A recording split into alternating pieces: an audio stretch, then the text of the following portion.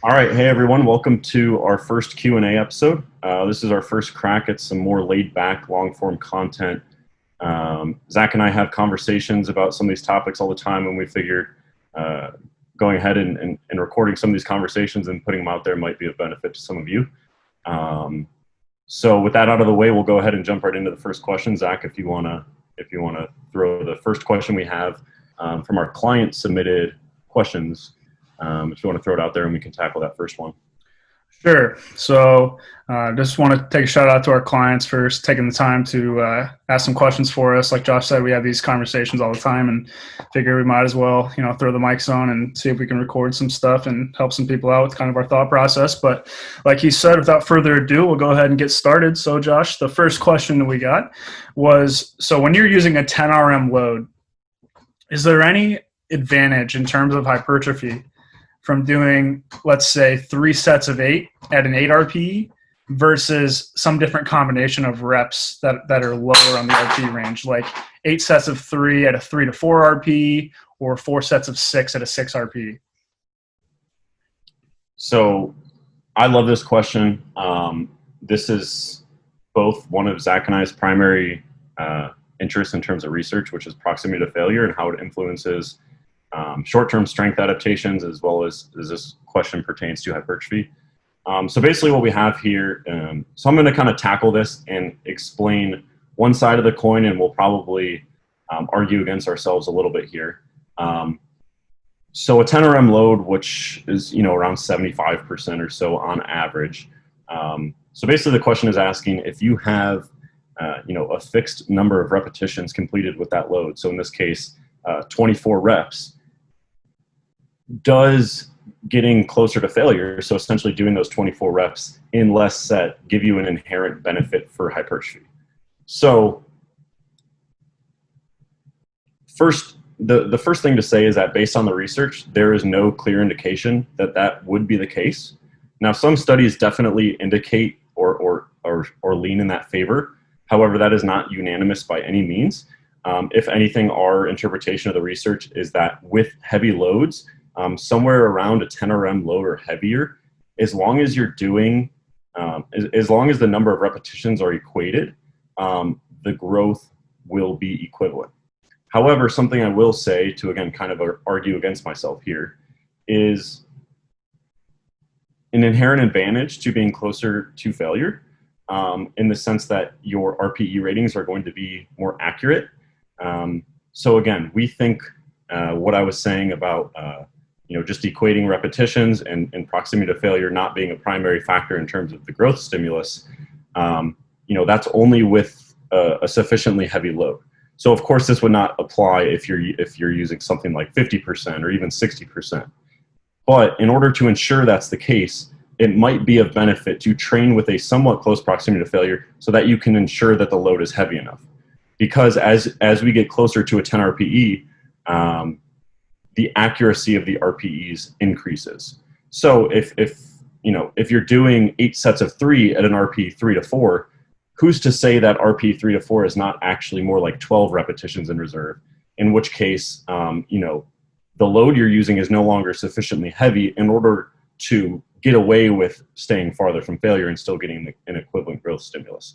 So generally speaking, I would probably take the position as of now that if you are certain it's a 10 RM load or heavier, as long as the number of repetitions is equated, we don't think, or I should say, we think that the growth stimulus is going to be about equal. So let me know where you disagree there, Zach. No, I think for the most part, I'm on the same page. I think as far as, a lot of this comes from our experience first and foremost, is that, I think a lot of times people kind of downplay how hard a set at RPE 5 is, and kind of don't really internalize what that exactly means in terms of, how hard that actual set is. So I think when people say, dude, you can't train at a 3 to 4 RPE and get a good growth stimulus, are you crazy? It's like, I see where you're coming from, but at the same time, we know from some of the RPE accuracy literature that what people are calling RPE 8 probably isn't 2 repetitions in reserve. And I think, anybody that's been training long enough kind of can tell that with themselves. Josh, we've talked recently, like I've been doing belt squats It's just a new movement for me, and my goal this first block has been to take those sets to an absolute true 2 to 3 RAR, and I am failing miserably. Like I've done the first few sessions, and those sessions are extremely hard. But upon video review and kind of talking it over with you, I would say objectively I'm probably 6'4", somewhere around in that range RAR, and those sets are still very hard. But, I think that just kind of paints the pictures of what we're saying to a certain extent, is that when we say you can train at a, maybe even a little bit less than a 5 RPE and still get really good hypertrophy, in the grand scheme of things, you're probably doing something similar to that when you're training at like a 7 right now. So I think that's one thing when, you might be relatively skeptical when you hear that right off the gate. As far as research that kind of influences our opinions on this, I think one paper that is very, very solid to kind of back up this stance is that recent Levicius paper that, they trained with 80% of 1RM in one group and essentially got the same growth with 6 RAR with 80%.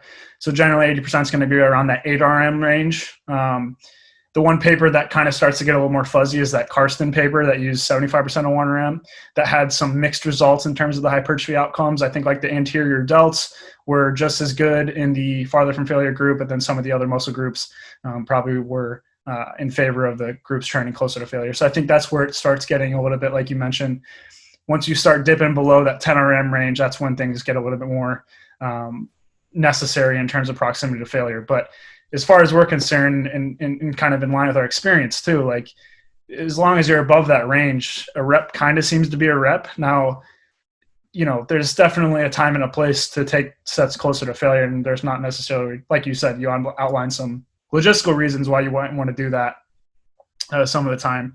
And, there definitely could be some other advantages that, in the grander scheme of a periodized plan, that you might want to take advantage of training closer to failure in some instances. But purely in this theoretical example of the question, that's kind of where we stand. And I think that is kind of a good way to conceptualize it as of now, which is definitely subject to change as we get more research. But as of now, that's kind of the way I think about it too.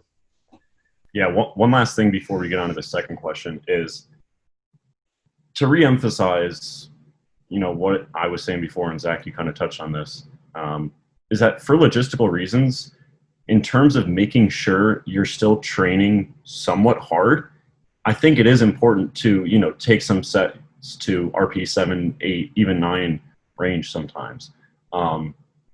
So that reminds me of some of the research that would favor a closer proximity to failure for muscle growth. For example, there's a study by Goto from 2005, which heavily favored a group that completed all of their repetitions in one set, and that group was to failure, whereas the second group did their first 5 repetitions, they rested a little bit, and then they completed their last 5 repetitions of the set. So essentially an intra-set rest period, right? So that intra-set rest period serves as reducing the proximity to failure, or to be more clear, keeping them farther from failure at the end of that set. In that study, the failure group grew a lot more, right? However, we suspect, or something we're not sure of, is whether that non-failure group, right, the group that had the intra-set rest, whether, like, how they knew how strong they were getting week to week, if that makes sense, right? If you're finishing each set and you're not approaching failure at all, there's really no way to accurately measure the effort. It's hard to progress load properly, okay? Whereas the failure group had kind of a built-in progression by taking every set to failure. So, it's not entirely clear in the paper, not that this is the author's fault, but this is just, something inherent to non-failure training, is that, how do you know how strong this individual in the non-failure group is getting throughout the study? Because if they're still using the same load from week 1 and they're a novice trainee, they could be, 40% stronger than at the beginning of the study. And now we're getting to those loads where we do think a closer proximity to failure is necessary, right? Once you get below kind of this 10 to 12 RM load, again, that's kind of a ballpark, but I think it's I think the idea still applies. So again, from a practical perspective, we're not saying that all your work should be RP 3 to 4. That's not what we do in practice. There's a ton of utility. I think we're just kind of trying to normalize. I think a lot of people kind of don't even like, oh, that set was a warm up because it was below RP6, or, oh, that set wasn't effective. Oh, that set, I'm going to have to add load for the next set because this wasn't an RP6. Or they won't even rate the set if it was below an RP6. I think I've seen that a lot. I've seen that a lot. You don't even count the set if it was below RP6, and it's like, man, that's kind of where we're trying to turn it on its head. It's like, we're not saying you should be training at RP1 your whole training career. We're saying it's these sets are still productive, especially if they're heavy enough loads, and there might be some benefits, especially when it comes to short to moderate term strength. But that's another discussion. So yeah, I just wanted to clear that up and hopefully offer some slightly more practical insights. Yeah. So just to wrap up the kind of succinct answer to that question, at face value, do we think there's a hypertrophy advantage inherently between the different set configurations listed in the question? I don't think so. At face value, given the current way that we conceptualize these things. However, as we hopefully made clear in this question, for logistical and practical reasons, we do think that training closer to failure has some advantages in terms of making sure that you're at a heavy enough load, and then maybe some other advantages in the grander scheme of a periodized macro cycle. So we'll leave it at that. We can probably talk about that one for days, Josh. I don't know if you want to read in the next question. Sure. All right. Question number 2. So on the topic of self-coaching, what are some key variables that you might have to take into consideration that you wouldn't otherwise have to with a client? This is a good one. I think this is something you could really relate with, because we both kind of half coach each other, and we both kind of half self-coach one another. So Josh and I, we kind of, frequently talk about our own training and kind of different ideas and how we're dealing with our own kind of neurotic personalities to try to get through things. So I think this is a really interesting question. But as far as key variables that you need to take into consideration that you might not with a client, I think the first and foremost thing that comes to my mind is just taking into account your personality, even more so than you would with a client. So, the client coach dynamic, to a certain degree, the client is going to defer to the coach's opinion. And I think that's kind of an implied relationship, and that's kind of just how it goes. And so when the coach gives client feedback, they'll put their kind of own ego at the door to some degree and take on what the coach says. Now, that's not to say that that's the perfect relationship for a coach-client. We think it should be collaborative. A lot of individualization should occur. But at the end of the day, that's kind of how a coach-client relationship works. However, with yourself, the coach and the client are the same person, and they're speaking out of the same mouth. So a lot of the times, you can convince yourself from the coaching side of your brain to the client side of your brain, like, hey man, you got 10 more pounds today. You can, definitely do another set when your quads are already wrecked on something. And a lot of those things that, no matter how much literature you read, how much experience you have, and how well the kind of X's and O's of these conversations, to some degree, if you want progress, more feels like the answer almost always. So I think it's very, very difficult to self-coach yourself to some degree and completely remove that. And I think once you just acknowledge that on the front end, there is some modifications that you can make from a programming perspective to just acknowledge that and train appropriately. So one thing that I've done recently that I think has really, really, really helped is, I think, especially in today's era of, strength training and strength sports and powerlifting, top sets have become very, very popular. It's something nearly everyone does, taking weights over 85% essentially year round. But what happens often in this Instagram culture, posting your PRs, posting your top sets, always pushing for more, is you really start to feel like adding 5 pounds every single week is totally necessary. And so one thing I did to kind of try to cut that in the back is I've been using these, what I just call top set constraints. And so instead of allowing myself to get extremely neurotic and, oh man, my single didn't go up 5 pounds this week, or I'm putting 5 pounds on this bar no matter what because I have to progress, and just overthinking that decision-making process, I've essentially capped the jumps that I'm allowed to use to something that's large enough that I can't just trick myself into saying that's a good idea. If it's not there on that day, I'm not going to take a 20-pound jump. That's going to be an overshoot by an RPE, like 1 or 2 RPE from what's prescribed. Like that's just way harder for me to rationalize that, rather than, maybe I'm supposed to hit a single at an 8 RP that day. The warm up prior was 7.5. And, rather than just leaving that at the door and understanding that that's totally sufficient to get the job done, I'm putting 5 pounds, 10 pounds more on the bar because I have to progress from last week, or it just something to that degree where you force load progression when it's not necessary. So that's been something that's really helped me. Josh, go ahead and add anything else. That's kind of where my head went immediately. So really quick, you were talking about the top set load constraints you give yourself. Maybe just take a step back and explain that how you set up that protocol for the listeners, just to make sure it's uber clear. Good call. Yeah. Because I've been using that for myself, which I agree with you, Zach. It's been quite helpful. I've been using it with some clients, albeit reactively as opposed to proactively. I do think this is something that is pretty helpful for self-coaching. But again, just kind of take a step back and explain where you start those jumps and how exactly you execute that. Yeah. So the listener understands. Yeah, so that's a good call. So essentially the idea is kind of the overall idea for me was to install this method so I'm more comfortable with taking the same weight multiple times and comparing that week to week, and just understanding that load progression is probably not realistic week to week. So I kind of started thinking, what's a way I can do this that makes sense?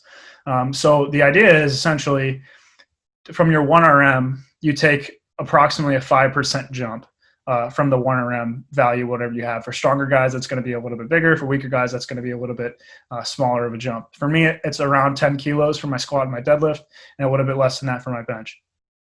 So the idea is once I get to about 80, 85%, I'm only allowed to take those jumps. So I'm only allowed to take 5% jumps from 80 or 85%. So I warm up, whatever your accustomed warm up is. You take a couple warm ups, and then you finally get to that weight that's about 80, 85%. And then from there, I start taking 10 kilo jumps only.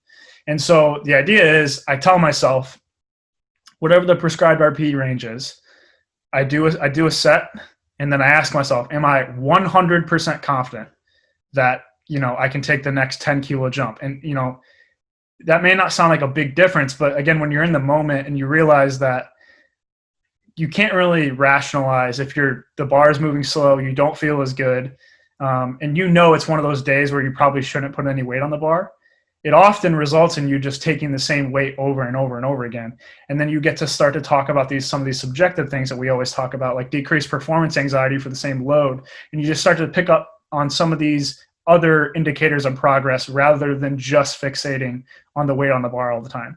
So again, just to reiterate, you warm up, get to about 80, 85%, and then you use this fixed number for what jumps you're allowed to take, which is, in my experience, the larger it is. So you can't just rationalize, I'm going to put 2.5 kilos on the bar because I more than last week kind of thing.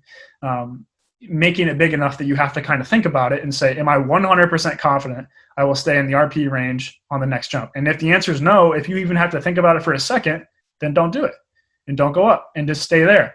And in my experience, that has significantly decreased the amount of times that I overshoot, the amount of times that I make a really, really bad decision and I get frustrated with progression. And honestly, it's made the blocks a lot cleaner because I'm taking the same weight every week. And then with the addition of velocity, I can kind of compare those things a little bit easier. And it just kind of gives me a good indication of where I'm at rather than just having to fixate on adding weight to the bar all the time. So hopefully that give a better kind of idea of what it's all about. Yeah. And just as kind of an icing on the cake for those constrained load jumps, I just want to emphasize that it's the same loads every week, right? So I think that's an important thing that any lifter should learn or to learn to be okay with, but especially when you are self-coached and you don't have an outside point of view kind of, putting the goalposts up. So, just to again, make this very crystal clear, let's say somebody's bench max is about 300 pounds. So 80% of 300 pounds is 240. Okay, so starting at 240 when you're warming up to, let's say a single at RPE 8, once you get to 240, right, you'd hit 240 for your warm up. And then after that, you're only allowed to add, say, let's say 15 pounds. So every single week you're going 240, 255, 270. So maybe for weeks 2 through 5 of this block, you're hitting 270 every single week for your single, because your next option is to jump up to 285. And you're only allowed to go up to 285 if you are 100% sure that 285 is not going to be an overshoot. I think that's a big part of it, is taking the exact same load week to week and learning to be okay with that. Something that Zach and I are lucky to have access to are velocity trackers. And spoiler alert, the next question is on this, so I'm not going to spoil it too much. But I have found that kind of gamifies it in a way. So even if, you're not taking another jump this week, maybe you hit it for 0.02 meters per second faster. And that can kind of add to some of the enjoyment thing. Because I just, Zach and I talk about this quite often, is just not thinking about progress on a week-to-week basis. Especially in hypertrophy focused phases, we don't think it's super important to, overthink top set loads. Really, we're just trying to get some decent practice. So just learning to take the same exact loads week after week, well, not week after week, but for an extended period of time, even if it is a handful of weeks, I think is totally fine. So yeah, I think that that load jump, that warm-up constraint is a really good example of some considerations for self-coaching. And even if you do have a coach, I also think is a good strategy. So just to add a couple things on the self-coaching question in general, something that, is helpful when having an outside source. So, okay, let me take a step back. Obviously, we're biased in the sense that Zach and I are coaches. And I think you can be very successful self-coached. You absolutely do not need a coach. Watch Johnny Candido's recent video on self-coaching. That's a really good resource. And I think, so again, I want to make that very clear. But I do think there is value to having an outside source kind of work through some of the guesswork, right? Programming, what you actually put down on the spreadsheet is not an exact science, right? You can have very good frameworks and a good understanding of best practices in terms of programming. But at the end of the day, a lot of it is guesswork. I'm not entirely certain whether my back off should be with 70% or 75%. And there's really no way to know that. So when I'm programming for myself, something that I've kind of struggled with a little bit is, when I'm executing this program, or when I'm executing a session, I'm aware of the exact things I was uncertain of when I was programming it. So that's something that I think is something to take into consideration, just remind yourself of. And that's why I'm often consulting Zach and asking him, hey, can you look this over? Like, can you make sure this is all sound?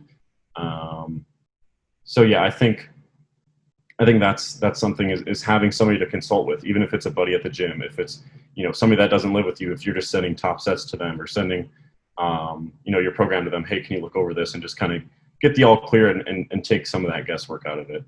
And also kind of a practical thing for me that I need to remind myself of is I find myself writing my programs right before I'm about to train, just because I kind of put it off, right? I'm focused on obviously getting client programs out, as a priority. And then Monday morning, I'm like, oh shoot, I need to set up my next couple weeks of training, and I'm about to go train in an hour. And I struggle because I think a lot of us have this drive to go train hard, right? Like Zach was saying, we have this assumption, which is almost always inaccurate, that more is better, right? Training harder is better. Training harder is going to get me where I want to go faster. But that's not necessarily the case. So something that I struggle with is like, oh, intro week 1, session 1. You're telling me in 1 hour I have to go do this like super easy session, which is actually what's best for me, but I don't want to do that. Like I just came off a deload. I'm ready to train hard. That's something I struggle with. So I need to kind of like detach myself as much as possible while writing my program, and kind of do it ahead of time so that I can, again, detach from what I'm about to do. It's the same thing as like going to the grocery store with your hungry. I feel like sometimes I'll uh I'll like fill in the exercises for my program, and then like maybe I'll go do something. I forget that I was writing it or something. And then I get to Monday, and then I forget that I didn't finish it, and so I have like the exercise filled out, and like that's the worst feeling. Like I'm at the gym right now. It's half filled out. I thought it was already done, and I was like, I don't know what I'm doing today, and you just max out. So, but no, I'm totally with you. I think that having someone to just kind of I don't know if validate's the right word, but just like tell you you're on the right track and not have to be like, well, should I have done 77.5%? And in reality, that doesn't matter. And even if that doesn't matter, sometimes it's just nice to have somebody kind of take a peek at that. But again, we could go on this for hours, so we'll keep it moving.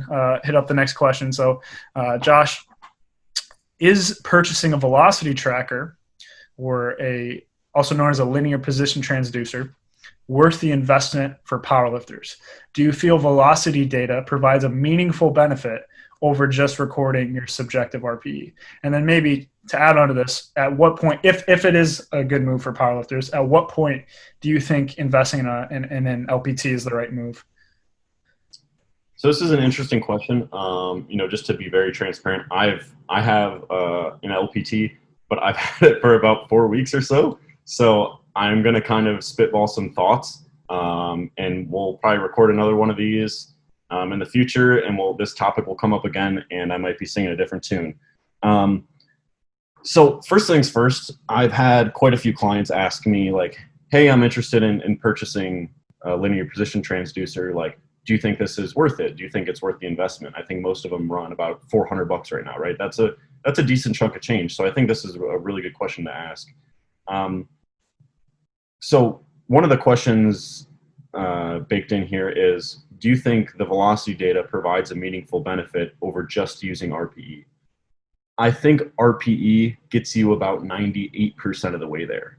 So, right up front, I just want to say, no, you don't need a velocity. You don't need a linear position transducer. RPE is widely available. Anybody can use it. I think that's awesome. I think that's a huge benefit to it. So I don't want anybody to feel like they are getting worse gains because they don't have a velocity tracker. Okay, but I will say over the few weeks I've been using one, I have found it quite useful for top sets in particular. So, okay, there's two things actually that I found it useful for. The first one is top sets. So as I alluded to before, where we have these exact same loads we're using on top sets week to week, that does a couple things for me. The first one is it kind of gamifies the warm-ups.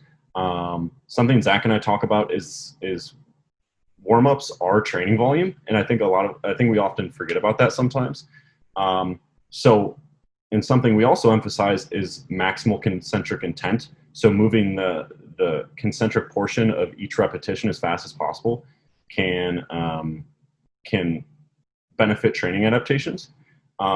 So while you're warming up, and as you get to these, load jumps that you're taking week to week, by tracking the velocity, you can kind of compare week to week and see where your performance is at for the day and get an idea of where you might fall for the day. So that does two things. It first of all keeps you honest, in the sense that it's a lot easier to accept that it's a quote unquote down performance if your velocity is objectively showing you right there that you just haven't been as fast on your warm-ups. I don't think it's a perfect science, but I think it's another tool to kind of add to your decision making.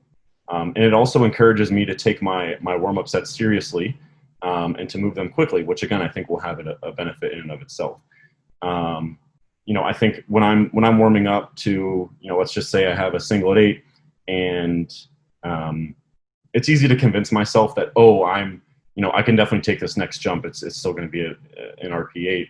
But if I have this velocity saying like, no, the last 3 warm-ups have been slower than what you usually are hitting them at, it's a lot easier for me to just be like, all right, I'm just going to take us a later load today and move on.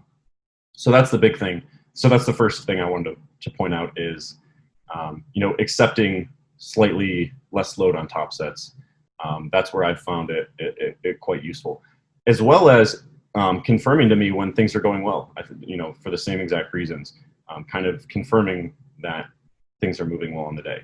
The second thing is on back offsets, I've found I'm a lot more engaged with my back offsets because it's kind of gamified in a sense. So I'm currently in what we call a low fatigue strength phase, where I'm doing a lot of doubles, a lot of triples, with loads that are decently heavy, but the RPEs are typically below RP 6. So it would be kind of easy to coast through them.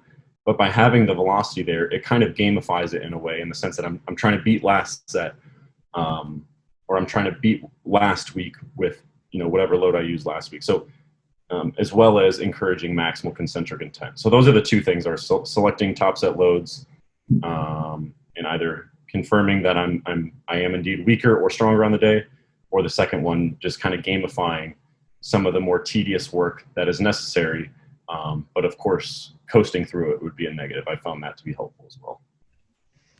Yeah, I mean, I think I largely agree. That's been my experience too. I've been using one for probably about a year now. Been using an LPT. I think, I just want to echo Josh's statement about it. RP is going to get you 98% of the way there. I think that, and the other thing to take into account too is that RP gets better with experience. So that might go from 95 to 99, maybe, depending on how good you are with your RP ratings. Just a few things to add there. One point in the column of RPE is that RPE is going to be inherently individualized. One thing with velocity is that it's going to be exercise dependent. It's going to be, that's the primary limitation. It's exercise dependent, and then it's also individual dependent, meaning I can't use Josh's velocity profile. That I have to use my own for that to be somewhat useful. Now, there are relatively simple ways to get a velocity profile. I don't think that's a huge con in the sense of velocity. But the point is that, no matter what gym you're at, no matter what exercise you're doing, RP is going to be already good to go for that exercise. If I have a new block and I have to do a single on deficit deadlifts that I haven't done in months, RP is good to go. So I think it's important to realize that, yes, velocity has a ton of benefits, and I'm going to list one here in a second. But at the end of the day, RP is inherently individualized to whatever you're doing, to you as an individual and the movement. So that is one point that if you ever do need to fall back on RPE, it's good for that, definitely. The other thing I think that velocity definitely helps with, especially in kind of the way Josh and I conceptualize training. So we just had that question discussing how important we think it is to kind of stay above that 10 RM load or so if you're training far from failure. One thing velocity can do is, even when you're staying really far from failure, it can kind of confirm to you that load is above a 10 RM load. So first rep velocity is a pretty good predictor of the percentage of 1 RM that you're training at. So if you, have a load that you're very confident is within that 8 to 10 RM range, you can just write down the velocity so that as you progress and get stronger, that that's the velocity that you're looking for to stay above that 10 to 8 RM load zone. So I think that's another advantage is when we're training in those lower RPE zones, you're not going to be sure. And that's, in these lower fatigue strength blocks that we've talked about, that may not be the time and place logistically, like we talked about earlier, to take sets closer to failure. So we need something to let us know, hey, you are in that 10 RM load range that you're good to go. And velocity can help accomplish that. So I think that's another advantage. But I think, as far as the right time to invest in one, it's hard to say. I think, again, to be totally clear, we don't think this is totally necessary. But if you are interested in getting one, I do think that, it is a valuable tool, and I don't really see a con to getting it, as soon as you want to start playing around with one. I don't necessarily see too much of an issue with that. However, I will say standard caveats for early trainees apply, realizing that in the grand scheme of things, this means nothing for your long-term progress. Consistently train, and that means not a month that means years. Realize that, that is going to be the primary thing that's going to contribute to progression. Train relatively logically and train hard. Like those are the three things that are going to contribute to progress the most, not the fact that you have a velocity tracker. So it's a toy. Yeah. Like yeah. So like, I think, go ahead, Josh. I was just like, part of the reason I got one is because I wanted to be able to better conceptualize and relate with research.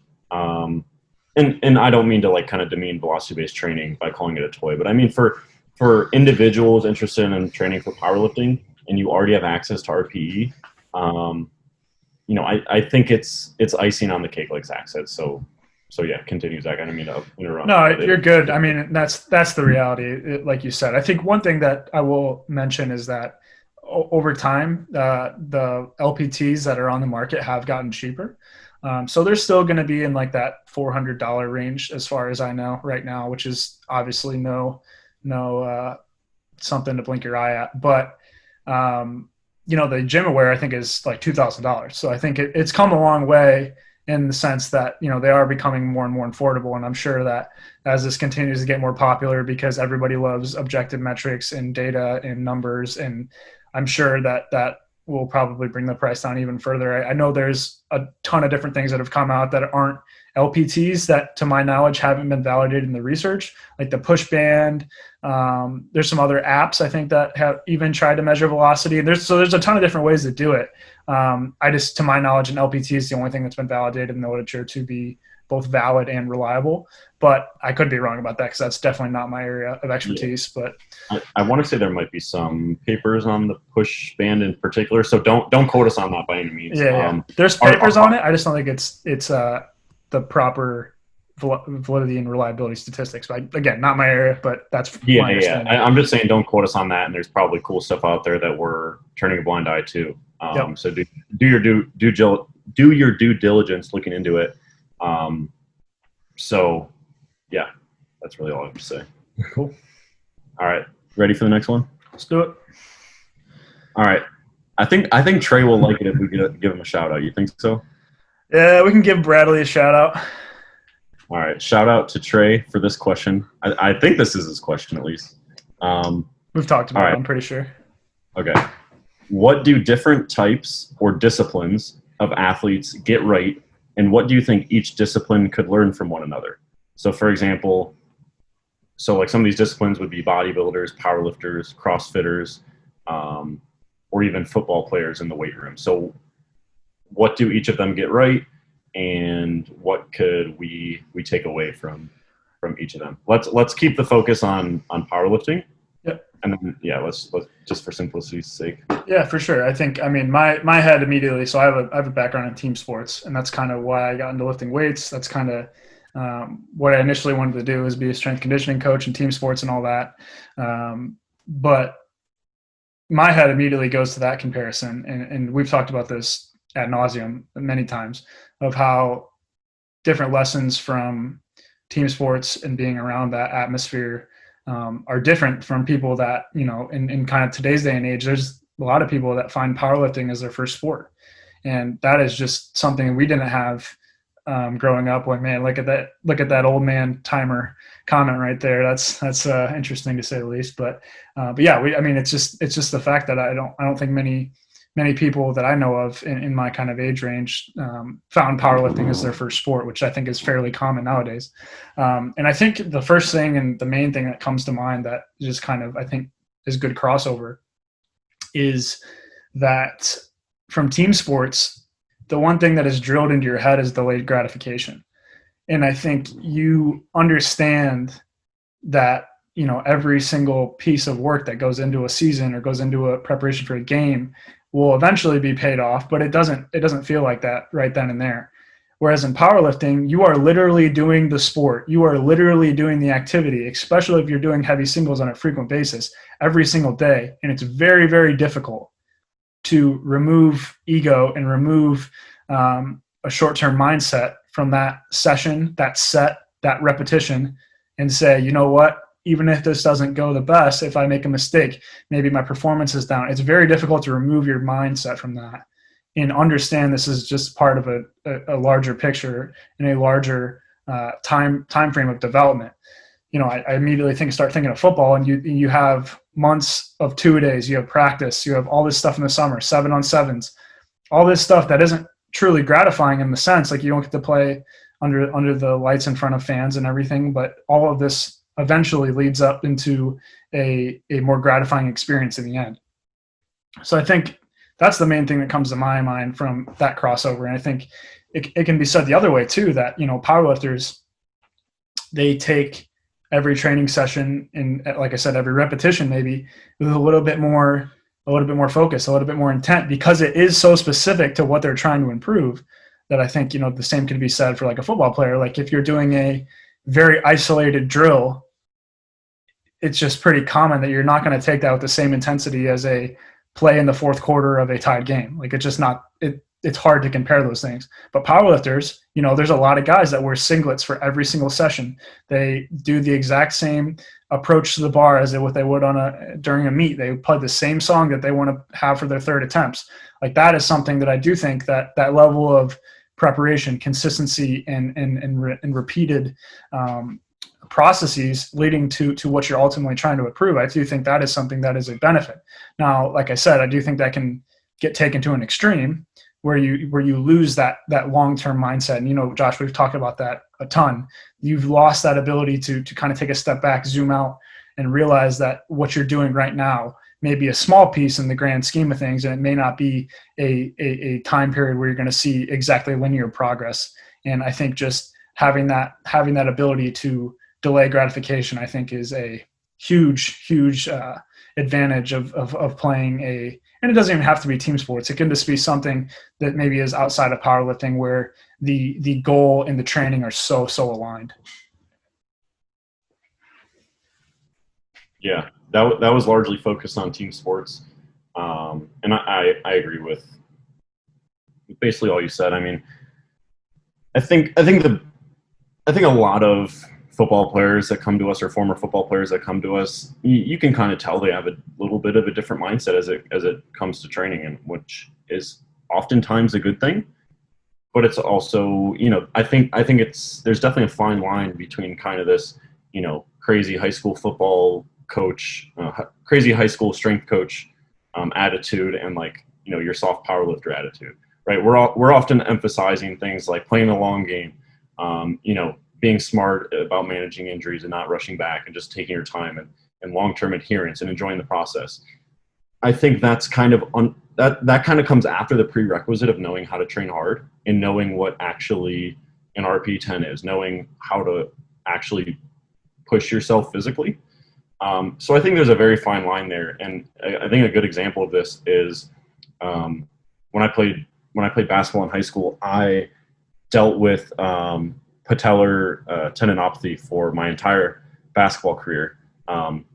So I think I learned a lot of good things from playing basketball and getting exposure to private strength and conditioning, in which, a lot of times they were just essentially training me how to push myself, how to actually train hard.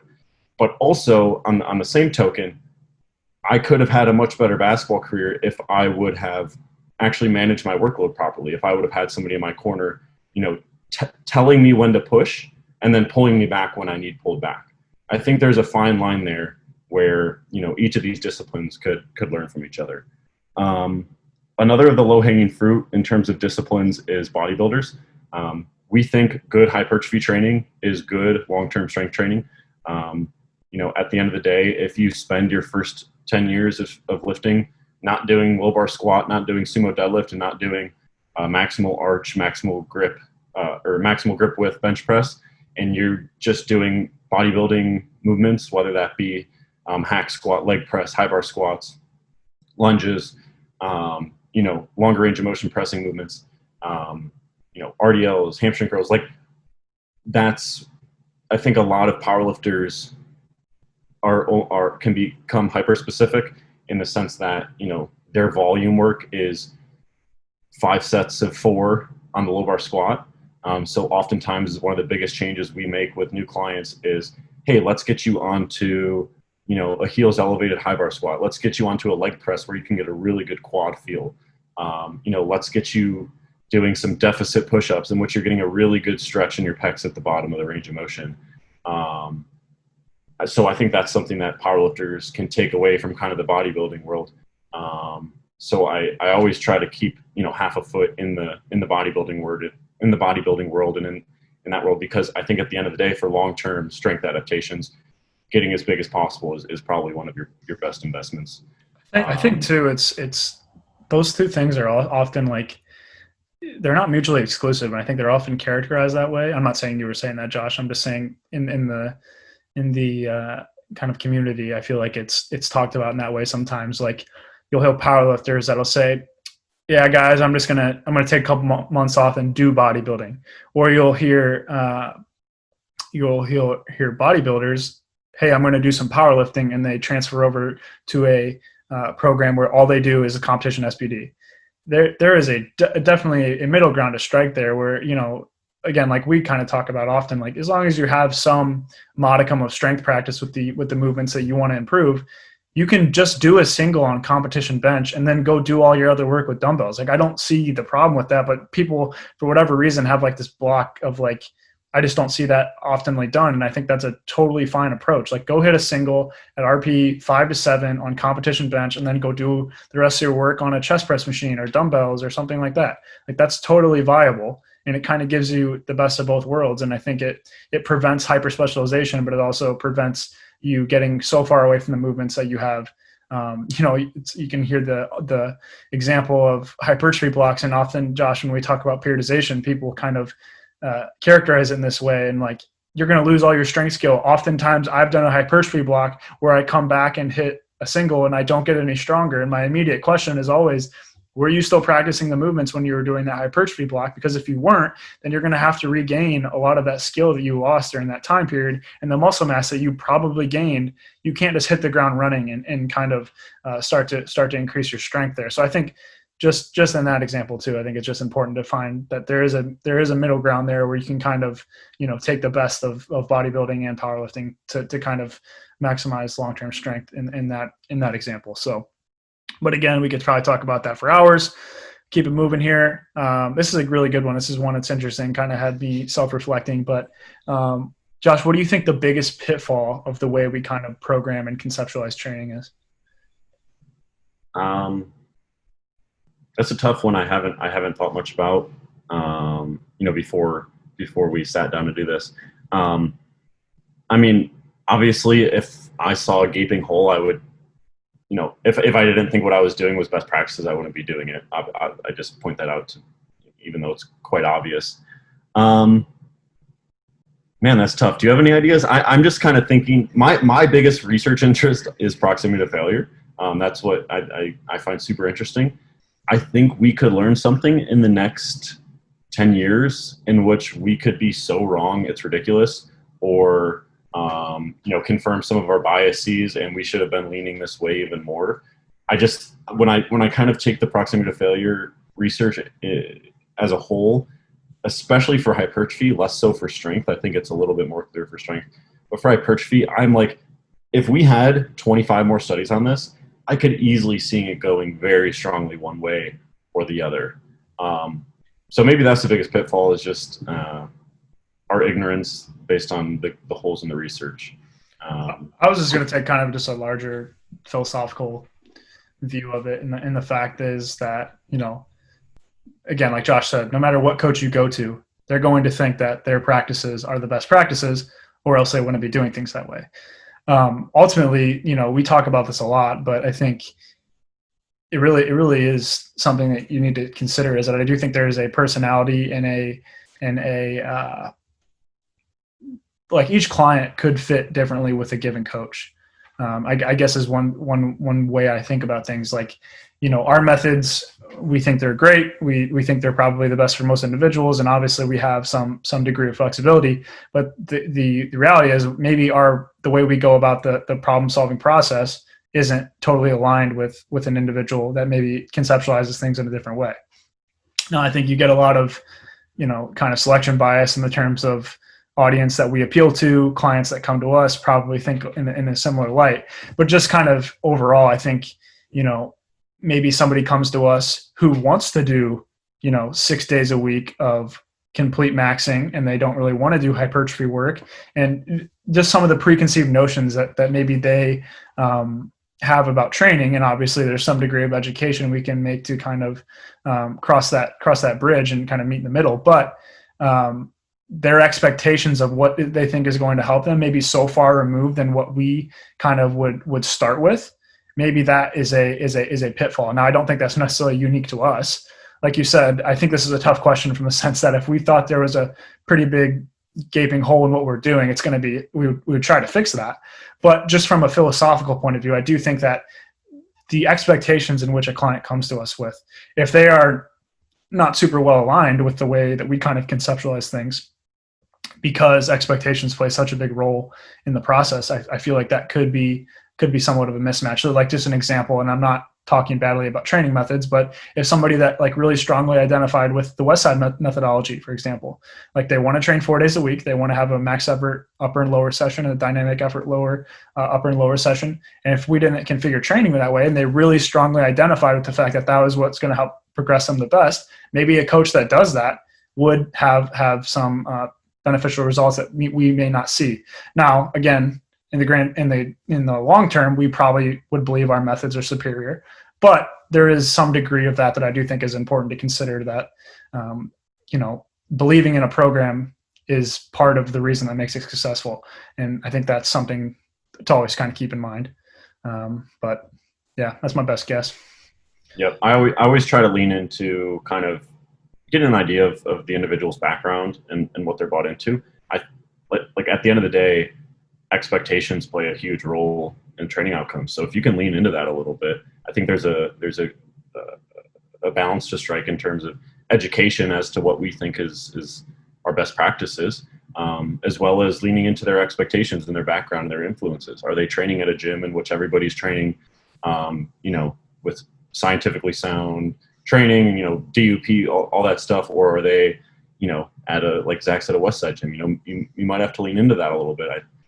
I think I'd like to think I do lean into that. However, I think if somebody did, at the very end of the spectrum, again, I don't think conjugate is the best or best practices, but there is somebody out there in the world where their best response from any training program is going to be to conjugate. And if I got a client right now and that was that individual, I don't think I could get them there right now. I don't have a process to get them there right now. That's exactly what I was kind of getting at, is like, obviously, like you said, I think it's important to leverage expectations in prior training history and kind of what the individual wants to do, because we think that is very, very important. But at the same time, I don't think we could get so far outside of our kind of rabbit hole and our own biases to get someone to that kind of conclusion, I guess, is kind of the way I view it. But I think that, I think that's kind of true with whatever biases that you present. There's going to be some degree of that. So I don't know if that's necessarily preventable. But it's just something to be aware of. And the reality is, like, part of the game as coaches is meeting a client where they're at in terms of expectations and what they believe is going to help them. And then we kind of meet them with the way that we view things and our processes.